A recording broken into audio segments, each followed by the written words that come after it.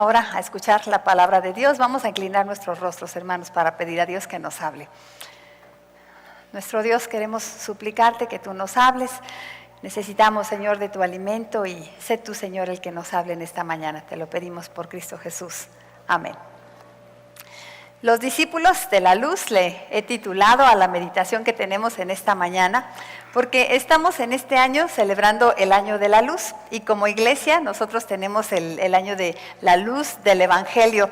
¿Y qué evento o qué mañana puede recordarnos más la luz que esta luminosa mañana de resurrección?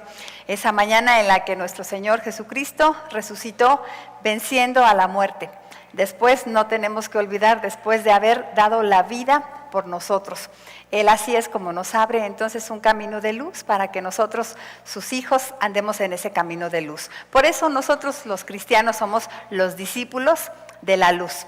Y vamos entonces a meditar y vamos a preguntarnos qué es ser un discípulo de la luz. Y comienzo con una ilustración que dice así. Una vez una persona estaba platicando con un renombrado profesor universitario y le comentó, fulano me dijo que fue su alumno. A lo que el maestro respondió, fulano, sí, me parece recordarlo, pero ¿sabes qué? Fulano tal vez asistió a mis clases, pero mi discípulo no fue. ¿Se imagina usted, mi hermano, que nuestro Señor Jesucristo tuviera que decir lo mismo de usted o de mí?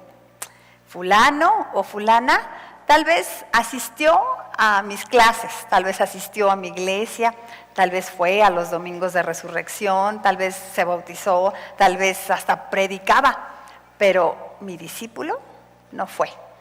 Que no tenga el Señor que decirnos eso, ¿verdad? Y sabe que le preocupaba a nuestro Señor Jesucristo cuando estuvo aquí entre nosotros en la tierra, le preocupaba eso, que nosotros entendiéramos bien qué significa ser su discípulo y que lo viviéramos a cabalidad.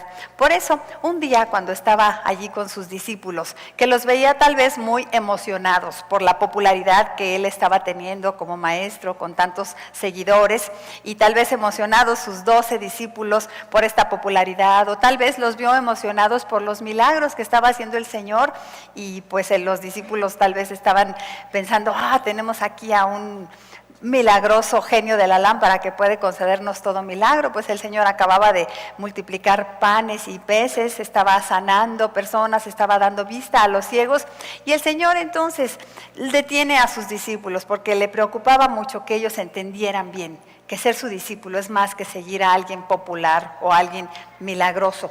Y les hizo una pregunta. ¿Se acuerdan ustedes esta pregunta que les hizo? ¿Quién dice la gente que soy? Pero después les hace muy personalmente y les dice, ¿ustedes quién dicen que soy? Porque la gente andaba diciendo ya cosas de Jesús, pero le importaba qué creían ellos que era el Señor para ellos.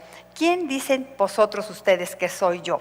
Es una pregunta muy seria esta pregunta que el Señor nos hace todavía a todos los que estamos así, al torno a Él, siguiéndole, escuchando su palabra. Y nos dice, para ustedes, ¿quién soy? Sí, es un maestro, podríamos decir, es uno que murió en la cruz, es uno que resucitó, pero ¿qué tiene que ver eso conmigo en lo personal, con cada uno de nosotros? ¿En qué me convierte que el Señor haya muerto en una cruz, que el Señor haya resucitado? ¿Qué significa para mí entonces ser su discípulo?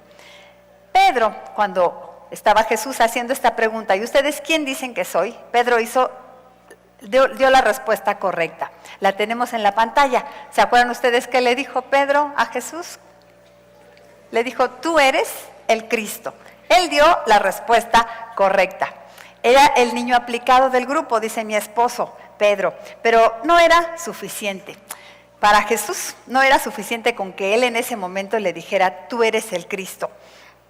Tal vez todavía él no estaba pensando en un Cristo, todavía Pedro tal vez estaba pensando en un Cristo milagroso. Cuando le dice, tú eres el Cristo, tal vez todavía estaba pensando en su poder, en su popularidad. Tal vez estaba pensando en panes y peces, en ciegos sanados, en señales y prodigios. Pero Jesús quería ser para Pedro mucho más que eso. Así que todavía Pedro tenía que demostrar qué implicaciones tenía esa respuesta de decir, tú eres el Cristo, en su propia vida. ¿En qué clase de persona lo convertiría? Que Jesús fuera, que Cristo sea para él el Cristo. Y eso es lo que el Señor también quiere hacer en nuestras vidas, porque nosotros venimos los domingos y cantamos, ¿no? Y cantamos, Jesús, tú eres el amigo que me ama, y cuántas cosas cantamos y decimos, tú eres el Cristo, pero el Señor dice, todavía quiero que avances más, y que decir, tú eres el Cristo, tenga implicaciones en tu vida, que te vaya transformando. Por eso Jesús entonces empezó a enseñarles, comenzó a enseñarles algunas cosas más fuertes, más profundas. Los tomó aparte. Vamos a estar leyendo la Biblia en Marcos 8, Marcos capítulo 8. Esta pregunta que acabamos de leer es el contexto apenas cuando ellos le contestan así a Jesús, cuando le dice, tú eres el Cristo, Pedro, y a continuación entonces tenemos en Marcos 8 que Jesús les hace un llamado muy fuerte. Tenemos, y llamando a la gente y a sus discípulos, les dijo, si alguno quiere venir en pos de mí, niéguese a sí mismo y tome su cruz y sígame. Qué fuerte llamado les hizo Jesús. Y esta es la base de la meditación que tenemos en esta mañana. Este verso es la base de mi sermón, pero permítanme dar un recorrido del contexto antes de tomar 3 enseñanzas de él. Ya empezamos con el contexto, que fue la pregunta que Jesús les hizo, la respuesta de Pedro, que todavía Jesús sabía que no era suficiente. Ese es el contexto, pero tenemos algo más que Jesús les dice antes de decirles, niéguese a sí mismo, tome su cruz y sígame. Este famoso desafío de Jesús tiene como contexto, además de la respuesta de Pedro, otras cosas importantes que Jesús les quería decir a sus discípulos. Les dice primero Jesús anuncia su muerte y su resurrección. En Marcos 8:1 tenemos así. Y comenzó a enseñarles que le era necesario al Hijo del Hombre padecer mucho y ser desechado por los ancianos. ¿Se fijan cómo dice el evangelista? Y comenzó a partir de su pregunta. Si había dicho tú eres el Cristo, era como que, pues ya la hice, podría decir Jesús, no, ya me están diciendo que soy el Cristo, pero entonces Jesús todavía comenzó a decirles cosas más serias, que le era necesario padecer mucho y ser desechado por los ancianos, por los principales sacerdotes y por los escribas, y ser muerto y resucitar después de 3 días. Esto les decía claramente. Así dice la Escritura, así dice el evangelista, esto les decía claramente, porque Jesús fue muy claro con sus discípulos. Les empieza a hablar entonces de un proceso de persecución, de desprecio y de padecimiento, que iba a culminar nada más y nada menos que en la misma muerte. Sí, el Señor expone como un camino que tenía que andar él, el camino ineludible por el que tenía que pasar, pero no olvidemos que también ineludiblemente les menciona la resurrección. Era un camino inevitable, pero que iba a llevar a la victoria de la resurrección, porque Jesús no habla de la muerte sin hablar de la resurrección. Expone todo el plan completo del Cristo, con su cruz, pero también con su victoria. Les habla de la muerte del Cristo, pero también les habla de la resurrección del Cristo, para que Pedro y todos supieran que el Cristo era uno que padecería, pero también era uno que iba a vencer, uno que vencería. Entonces esta es la primera parte del contexto. Jesús anuncia su muerte y su resurrección. Después, a continuación, Pedro intenta disuadirlo. Fíjense cómo dice. Entonces Pedro le tomó aparte y comenzó a reconvenirle. ¿No que acababa de decir tú eres el Cristo? Aquí ya vemos entonces que Pedro no estaba entendiendo nada. Bien estaba haciendo Jesús con quererle explicar más qué significaba eso de que tú eres el Cristo. Parece que Pedro solo escuchó lo de la muerte. Les dice Jesús, voy a padecer y voy a morir. Y ya ni prestó atención a la parte de cuando dijo Jesús, pero resucitaré al 3er día. Y empezó a reconvenir a Jesús. ¿Qué le diría cuando le empieza a reconvenir? Pues algo así como que no lo hagas, que no te pase, mejor cambia de plan. Es la tendencia humana de querer corregirle a Dios la plana, de querer cambiar los planes de Dios, de no sujetarnos a sus planes. Es la tendencia humana a evadir el sufrimiento y a buscar la comodidad. Pedro en ese momento no estaba entendiendo entonces, y su falta de visión le estaba evitando ver todo el panorama completo. Sí, la muerte, pero también había la esperanza de la resurrección, y en ese momento, por su visión corta, humana, solamente estaba mirando las desventajas y no quería enfrentarse a eso. Estamos viendo aquí entonces a un Pedro que está corrigiéndole la plana al Señor. Un discípulo de la luz acepta el plan de Dios y punto, le guste o no. Bueno, pues ¿qué pasa cuando entonces lo reconviene Pedro a Jesús? Enseguida Jesús reprende a Pedro duramente e incluso le llama Satanás. ¿Qué tal? Hacía unos momentos Pedro había sido el más aplicado del grupo. Tú eres el Cristo. Oh, qué niño tan aplicado. Tienes 10. Y de repente le van a tener que poner las orejas de burro a Pedro porque está portándose muy mal. Y le dice Jesús, apártate de mí, Satanás. Lo tenemos ahí en la escritura, dice así. Pero él volviéndose y mirando a los discípulos, reprendió a Pedro diciendo, quítate de delante de mí, Satanás. Le puso las orejas de burro. Cualquier deseo, consejo, idea, filosofía o forma de pensar que se oponga a la voluntad de Dios, se merece, mis amados hermanos, las orejas de burro, porque viene de Satanás. Es cualquier idea que se oponga a la voluntad de Dios. Y deberíamos someter todas esas tendencias delante de Dios. Cualquier atajo para encontrar la realización y felicidad que evada la perfecta voluntad de Dios es un camino de perdición y autodestrucción. Y los discípulos de la luz no usan atajos oscuros, van por el camino que les dice el Señor. ¿Qué pasa después? Entonces Jesús le dice a Pedro que su mirada está en las cosas de los hombres y no en las de Dios, no en las de arriba. Lo tenemos en la palabra, dice así, porque no pones la mira en las cosas de Dios, sino en las de los hombres. Apártate de mí, Satanás, porque no pones la mira en las cosas de Dios, sino en las cosas de los hombres. No es que Pedro fuera Satanás, pero sí su vida estaba conducida en ese momento, su mentalidad, por las ideas de Satanás. No estaba poniendo su mirada en las cosas de Dios. ¿Y qué son las cosas de Dios? Pues podríamos hacer una larga lista, pero vamos a hacer así como globalmente, decir que son las cosas eternas, las verdaderamente valiosas, las reales, las seguras. Son buenas, benéficas, benignas, bondadosas. Y etcétera, etcétera. Son las cosas de Dios. ¿Y qué son las cosas de los hombres? ¿Son cosas malas? Pues no necesariamente son cosas malas, pero sí son inferiores a las cosas de Dios. Son superficiales, son efímeras, son baratas, no confiables, destructibles y también destructivas, porque sí, también pueden ser cosas malas, pueden ser malignas, perjudiciales, dañinas y falsas. Pero ¿cuántas veces los seres humanos ponemos más la mirada en ese tipo de cosas que en las cosas de Dios? Movidos por Satanás.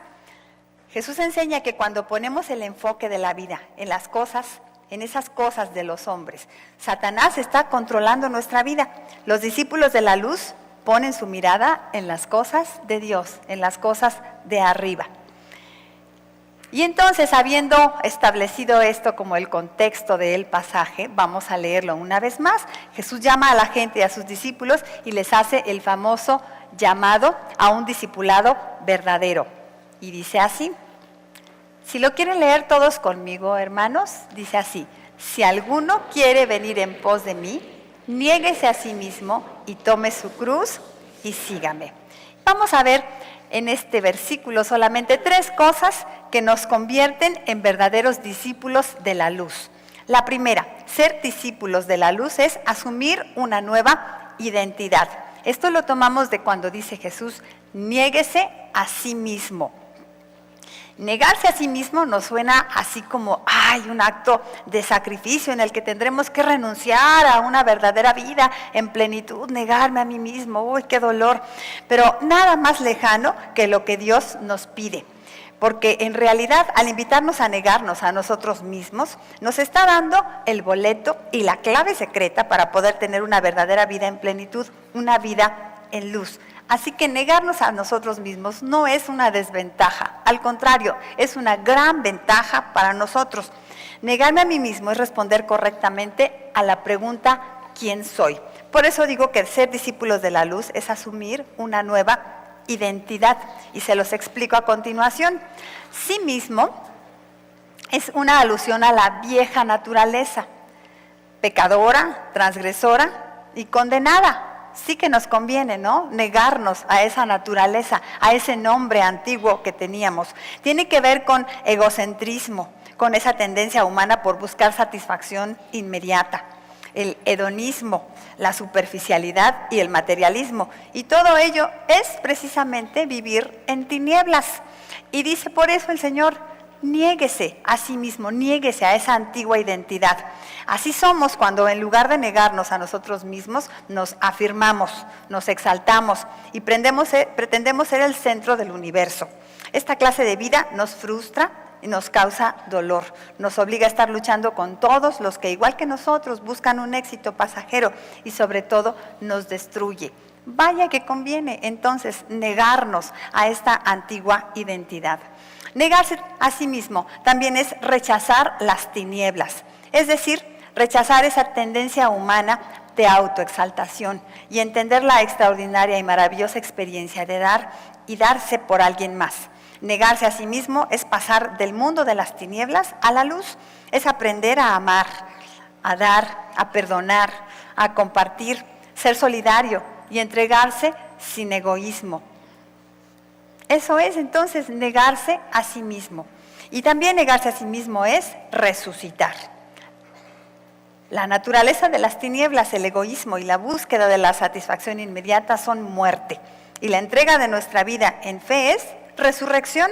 Así que el Señor nos habló de su muerte y después nos invita a unirnos a Él en su resurrección.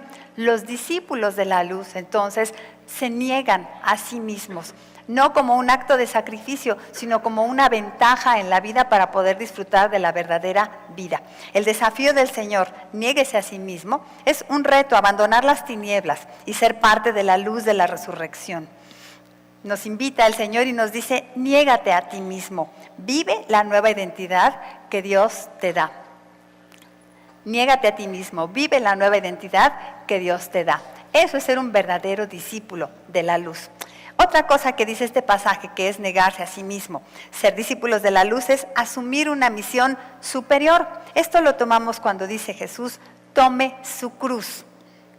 Tomar la cruz, bueno, si negarse a sí mismo nos puede sonar a sacrificio, pues tomar la cruz mucho más. ¡Ay, esta cruz que me tocó!, decimos. Y podemos pensar entonces que la vida del cristiano, sí, es una vida de sufrimiento en la que hay que andar cargando una cruz. Pero si entendemos bien el significado de tomar la cruz, veremos que es en realidad la gran oportunidad para darle sentido a nuestra vida. Tomar mi cruz es responder correctamente a la pregunta: ¿para qué vivo? Lo explico a continuación. Tomar mi cruz es identificarse con Jesús, primeramente. Tomar mi cruz es identificarme con Jesús, aquel que cargó la cruz. Y como dice en Hebreos, el que sufrió tal contradicción de pecadores que le llevó hasta la muerte, ese nos invita a que le recibamos y le aceptemos, y que negándonos a nosotros mismos, no le neguemos a Él y nos identifiquemos con Él en la cruz. Qué interesante que Pedro estaba diciendo: tú eres el Cristo. Y luego Jesús dice que los discípulos de la luz se niegan a ellos mismos. Pero cuando estaba Jesús en la cruz, ¿qué hizo Pedro? En lugar de negarse a sí mismo, ¿a quién negó? Negó a Jesús. El Señor nos invita a que, negándonos a nosotros mismos, no le neguemos a Él y nos identifiquemos con Él en la cruz. Nos gusta, sí, identificarnos con Cristo, con ese que abre su boca con palabras de sabiduría y con palabras de esperanza y ánimos. Y nos gusta, así como venir a la iglesia y escuchar ese tipo de mensajes. Nos gusta identificarnos con el Cristo que hace milagros, con el que tiene poder para sanar enfermos y dar vista a los ciegos, con el que puede calmar la tormenta. Nos gusta identificarnos con el que multiplica el pan, con el que resucitó de los muertos. En esta mañana nos encanta identificarnos con Él, pero también quiere que en la cruz no lo abandonemos y que reconozcamos que la cruz existió por ti y por mí, y que nos identifiquemos como los perdonados por esa cruz y seguidores de aquel que resucitó. El Señor quiere entonces que sus discípulos nos identifiquemos con Él en la cruz. Tomar nuestra cruz es identificarnos con Él en la cruz. Tomar mi cruz también es asumir una misión en la vida. Para Jesús la cruz significaba sumisión a lo que vino a este mundo, y quería que también nosotros asumiéramos nuestra propia cruz o nuestra propia misión en la vida. Por eso digo que tomar nuestra cruz es encontrar un propósito en la vida, es responder a la pregunta ¿para qué vivo? La misión de Jesús fue salvar a la humanidad muriendo en una cruz. Podemos decir que desde que nació, Él llevó esa cruz a cuestas, ya que su bien definida misión fue lo que le movió en todo momento. Él cargó una cruz toda su vida. Pues a nosotros, a través del llamado de tomar nuestra cruz, nos comparte un pedacito de su misión y plan para la humanidad, ya que somos partícipes con Él en este plan de salvación, porque la iglesia es la parte 2 del plan de salvación, o sea, somos los encargados de llevar el mensaje a toda criatura. Llevamos una cruz a cuestas también, la misma de Jesús, en la que murió para salvación de todos, y nos corresponde hacer que todo mundo se entere de su gran amor. Debería ser esa cruz la que nos mueva en todo tiempo para dejarnos usar por el Señor en su plan de salvación. Tomar nuestra cruz entonces es también encontrar para qué vivo, un propósito de vida, unirme a Jesús en su plan de salvación, y particularmente cada uno tenemos nuestro muy específico propósito de vida, esa misión, esa cruz que el Señor nos dio para lo que nos creó, cumplámosla como discípulos de la luz. Tomar mi cruz también es dar la vida por la misión, porque la cruz habla de muerte, pues entonces es dar todo porque esa misión, ese propósito por el cual Dios me creó se cumpla, es luchar incansablemente por la misión que Dios me ha dado. Tomar mi cruz también es decirle que no a la comodidad y a la facilidad. Recuerdan, Pedro va a reconvenir a Jesús cuando le habla de persecución, de contradicción de la gente, de muerte. Y Pedro prefiere no esta parte de la vida, pero Dios nos dice, tomar nuestra cruz es ni modo, a veces tener que enfrentar obstáculos para cumplir con esa misión que Él nos ha dado. Dios nos ha dado la vida para gastarla y no para conservarla. Tomar la cruz significa que debo tal vez soltar algo para tener mis manos libres, disponibles para cumplir la misión que Dios me ha dado, para llevar mi cruz. Tomar mi cruz es entonces soltar algo que tal vez me está ocupando, que no sea el propósito de Dios para mi vida. No puedo tener las dos cosas al mismo tiempo, no puedo hacer todo en la vida, pero con que haga la voluntad de Dios es suficiente. Eso es lo que hacen los discípulos de la luz. Toman su cruz, se identifican con Jesús en la cruz y cumplen su propia misión en la vida.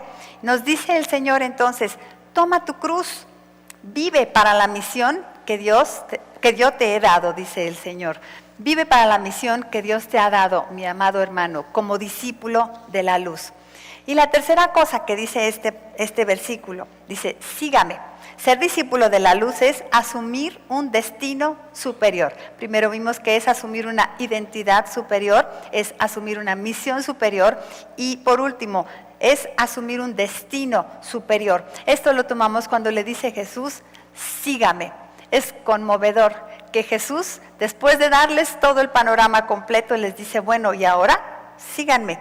Pero les está dando el panorama completo, no nada más está hablando del dolor y el sufrimiento, también les está hablando de la resurrección. Y entonces les dice el Señor, esta es la ruta por la que yo voy a caminar, es la ruta que lleva a la victoria, no hay atajos, nada más por esta ruta se va a la victoria. Síganme, porque yo los voy a llevar hasta la victoria. Los discípulos de la luz no se van por atajos oscuros, siguen al Señor hasta la victoria. El misionero Stanley Jones contaba la historia de otro misionero que se perdió en la selva africana. Aquel hombre no veía nada a su alrededor, excepto vegetación, y de vez en cuando un pequeño claro en la jungla. Estaba desesperado y al fin se encontró con un nativo y le preguntó si él podía ayudarle a salir de esa selva. El nativo le responde que sí. Muy bien, contestó el misionero, muéstreme el camino. El nativo le dijo, camine. Así anduvieron por la selva por más de 1 hora y el misionero comenzó a estar cada vez más preocupado. ¿Está usted seguro de que este es el camino?, volvió a preguntar. ¿Dónde está el camino? El nativo le respondió, Buana, no hay camino, yo soy el camino.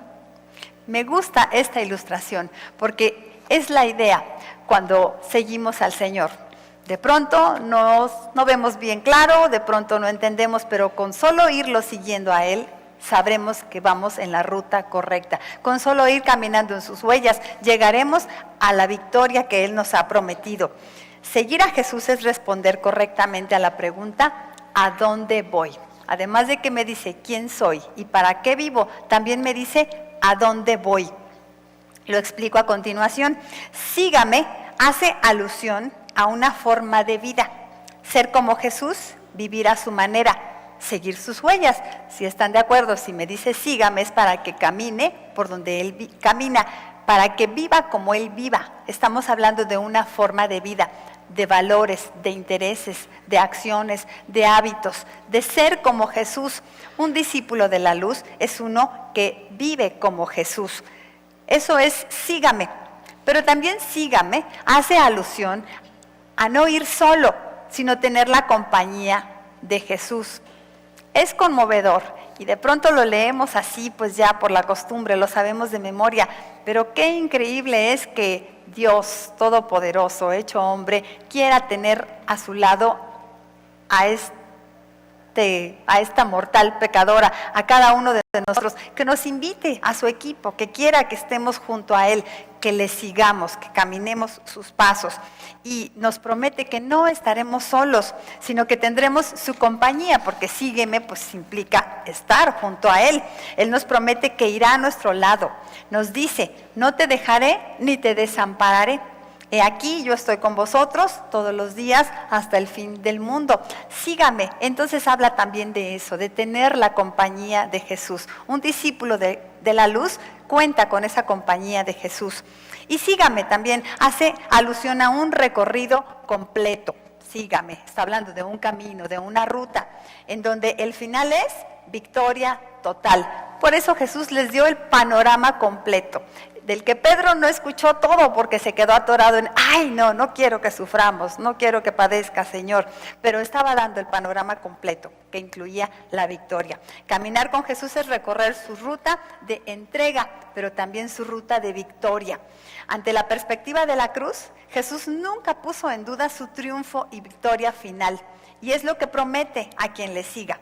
Una cruz, pero también una victoria rotunda y definitiva. Por eso el Señor nos invita y nos dice, sigue a Jesús y disfruta la victoria junto con Él. Sigue a Jesús y disfruta la victoria junto con Él. Son las tres cosas que dice ese fuerte y severo llamado que Jesús les hace a sus discípulos. Lo hace, recordemos entonces, en un contexto en el que Pedro está diciendo, tú eres el Cristo, pero que para Jesús dice, no, esto no es suficiente. Ellos tienen que entender que es un discípulo de la luz, por eso hace este llamado tan severo. Y finalmente Jesús explica por qué su llamado es así de severo. Niéguese a sí mismo, tome su cruz y sígame. ¿Por qué es así de severo? Y continúa diciendo, porque todo el que quiera salvar su vida, la perderá. Y todo el que pierda su vida por causa de mí y del Evangelio, la salvará. Porque ¿qué aprovechará al hombre si ganare todo el mundo y perdiere su alma? ¿O qué recompensa dará el hombre por su alma? Porque el que se avergonzare de mí y de mis palabras en esta generación adúltera y pecadora, el Hijo del Hombre se avergonzará también de él cuando venga en la gloria de su Padre. Otra vez está aquí hablando de la victoria, la que habrá, la victoria que cuando venga en la gloria con su Padre, pero está hablando también de que hay que entregar la vida. ¿Qué quiere decir Jesús cuando dice el que quiere salvar su vida? Porque todo el que quiere salvar su vida, la perderá. ¿Qué quiere decir Jesús con el que quiere salvar su vida? Pues se refiere a esos atajos oscuros, a los caminos que no son el camino de la luz, a esos discipulados pirata, que no son el discipulado de la luz, a esas cosas de los hombres, como también le dijo a Pedro, porque pones la mira en las cosas de los hombres. Querer salvar la vida son esas cosas de los hombres, vanidades, lo perenne, todo lo que las personas hacemos por obtener vida según nosotros, pero que finalmente nos pasan una factura muy costosa. Cuando como hijos de Dios caminamos por esos atajos oscuros, lo que nos encontramos es autodestrucción solamente. Los discípulos de la luz andamos en el camino de la luz. Es la única opción para encontrar la verdadera vida. Los discípulos de la luz no son unos sufrientes sacrificados que se pierden de la vida, como algunos dicen, sino son en realidad los que disfrutan de la verdadera vida. Niéguese a sí mismo, tome su cruz y sígame. Es la llave secreta para disfrutar de la verdadera vida. Nuestro Señor Jesús tuvo que sufrir y padecer. ¿Por qué tuvo que sufrir? Porque el camino a la victoria pasa por la vía dolorosa, ineludiblemente, pero también ineludiblemente lleva a la victoria. Y es la vía del amor. El Señor tuvo que sufrir porque esa vía dolorosa es la vía del amor, el amor de Dios. Él quiso andar por ahí, no se rehusó a caminarla, para que supiésemos que nos ama. Él anduvo primero que nosotros ese camino, para demostrar que esto de habernos creado es un asunto de amor, no de egoísmo. Lo anduvo primero y luego nos invitó a caminarlo junto con Él, prometiéndonos la victoria. No quiere que suframos, pero por eso muere en nuestro lugar, para que no suframos. Pero hay una parte de sus padecimientos que también nos tocan. Si sufrimos con Él, seremos exaltados con Él. Si nos identificamos con Él en la cruz, en el dolor, nos ponemos de su lado y aceptamos que la ruta de su sufrimiento será también nuestra victoria. Miren cómo dice en Romanos 6, 5, 8. Porque si fuimos plantados juntamente con Él en la semejanza de su muerte, así también lo seremos en la de su resurrección, sabiendo esto, que nuestro viejo hombre fue crucificado juntamente con Él, para que el cuerpo del pecado sea destruido, a fin de que no sirvamos más al pecado, y si morimos con Cristo, creemos que también viviremos con Él. Y lo dice una vez más, en otras palabras, en 2 de Timoteo 2, 11 y 12. Si somos muertos con Él, también viviremos con Él. Si sufrimos con Él, también reinaremos con Él. Si le negáremos, Él también nos negará. No seríamos sus discípulos si no seguimos su misma ruta de dolor. No podemos ser discípulos y caminar por otra ruta. Es la huella que Él dejó la que vamos pisando. No olvidemos, mis amados hermanos, en medio de la noche tal vez que nos toque vivir, que la luz de su amor nos ilumina y que al final del camino nos aguarda la victoria eterna de la vida sobre la muerte. Para aquel que prefiere caminar por la ruta de la comodidad, está reservada la oscuridad y la muerte. Jesús no trató nunca de sobornar a nadie ofreciéndole un camino fácil. Sin embargo, prometió victoria y una verdadera vida al final al que le siguiera a su manera. Jesús comenzó entonces, como dice el Evangelio de Marcos, comenzó a enseñarles estas cosas. ¿Y saben qué pasó después que Jesús comenzó a enseñarles estas cosas? Muchos de sus discípulos ya no andaban con Él, dice también en Juan, porque muchos se apartaron. Es triste que a Jesús muchos de sus discípulos lo abandonaron después que comenzó a hacer desafíos como este. Lo seguían por popular, por milagros, pero al exponer estos desafíos, muchos prefirieron irse por sus atajos oscuros. Es triste, y a mí también se me parte el corazón, que todavía muchos lo abandonan porque no soportan sus desafíos. ¿Cuántas y cuántas personas podemos extrañar hoy aquí en esta congregación que han vuelto la espalda a Jesús porque no han aceptado seguirle a su manera? Algunos se han vuelto a su antigua vida. Podemos tal vez recordar aquí nombres. Alguien que extrañamos allá al lado nuestro volvió a su antigua vida. Algunos tal vez no se fueron al mundo, pero se han ido, han escapado, han huido buscando tal vez otro evangelio más ligero que el que se predica en esta iglesia. Pero yo, mis hermanos, aunque en esta mañana puedo ponerme triste pensando en todos esos que faltan, también me puedo alegrar mucho y nos podemos alegrar todos unos con otros por los que sí estamos aquí. Estoy enamorada de la gente que conforma la Iglesia Bautista Oreb, de la gente que ha llegado y se ha quedado aquí, que han escuchado y escuchado la palabra de Dios, como se expone en esta iglesia, y se han quedado aquí. Estoy enamorada de esa clase de gente, de ustedes, mis amados hermanos, especialmente los asistentes al culto de resurrección, los madrugadores que hacen este esfuerzo porque lo necesitamos, porque anhelamos esta comunión con el Señor en esta mañana tan importante. Somos los que hemos aceptado los desafíos para ser verdaderos discípulos y no nos hemos echado atrás buscando las cosas de los hombres y no las de Dios, sino que hemos preferido las cosas de Dios.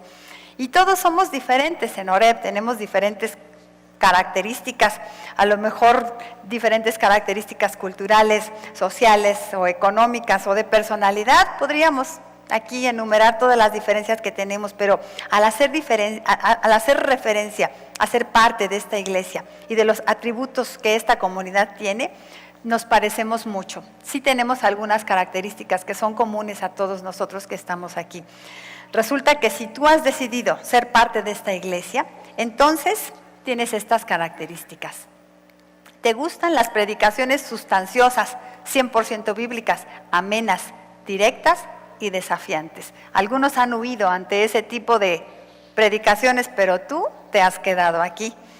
¿Te gusta tener opciones para estudiar la Biblia sistemáticamente? Porque es algo que se ofrece en esta iglesia. ¿Te gusta un tipo de alabanza a Dios que lo exalte a Él más que a tus emociones? También es una característica de esta iglesia y que podemos ver no en otros lugares. ¿Te gusta tener la oportunidad de usar tus capacidades para servir a Dios? ¿Te gusta que tu iglesia se esfuerce en llevar el evangelio hasta lo último de la tierra? ¿Te gusta que tu iglesia sirva materialmente a los más desafortunados?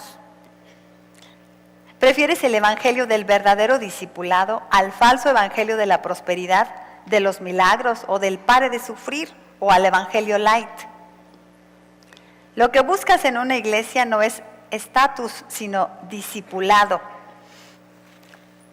¿Estás de acuerdo con que el perfil de un discípulo en tu iglesia sea el siguiente?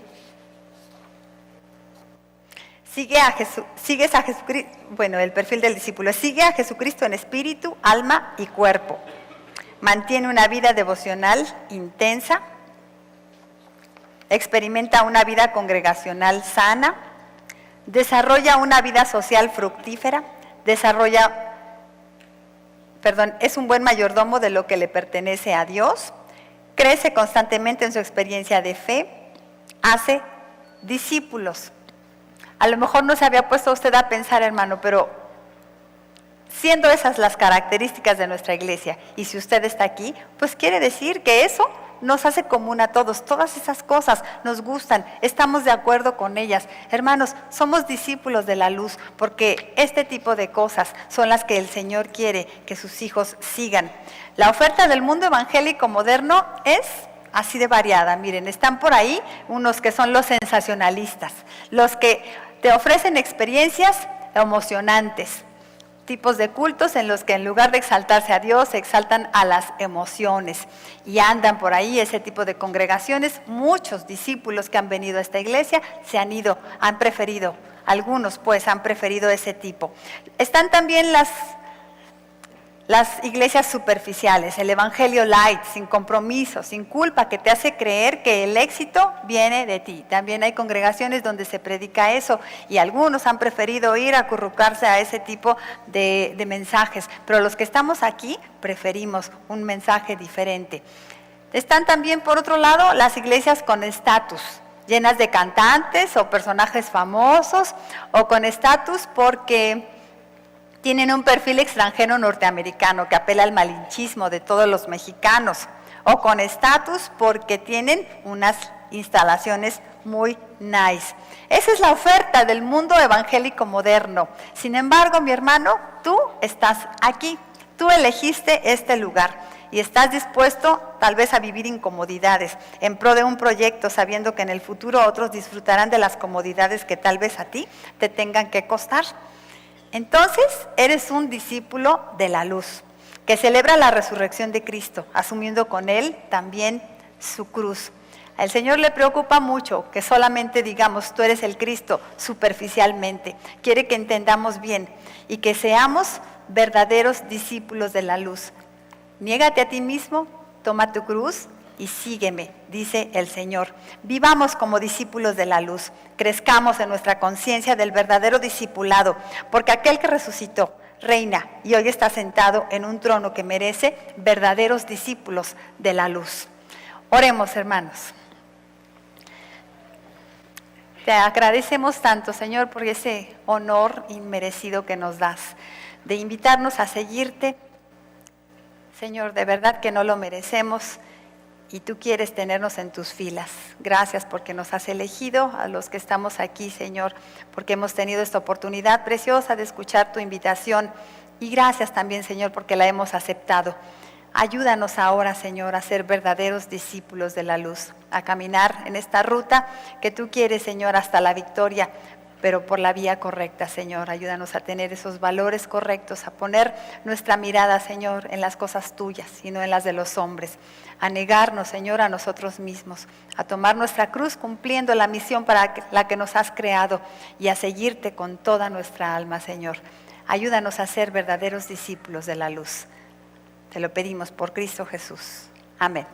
Amén. Dios los bendiga, hermanos.